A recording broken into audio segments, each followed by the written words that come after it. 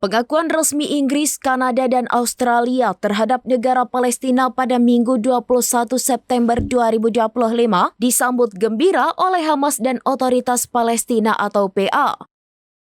Langkah ini dilihat sebagai penguatan bagi perjuangan rakyat Palestina, sementara Israel menyatakan kekecewaannya. Seorang pejabat senior Hamas, Mahmud Mardawi, menyatakan bahwa pengakuan tersebut merupakan kemenangan bagi hak-hak rakyat Palestina dan bukti bahwa pendudukan Israel tidak akan bisa menghapus hak nasional mereka. Hamas juga meminta agar pengakuan tersebut disertai dengan penghentian serangan Israel di Gaza dan penolakan terhadap aneksasi yang terjadi di tepi barat dan Yerusalem.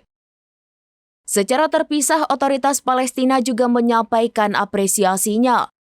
Download Tribun X sekarang, menghadirkan lokal menjadi Indonesia.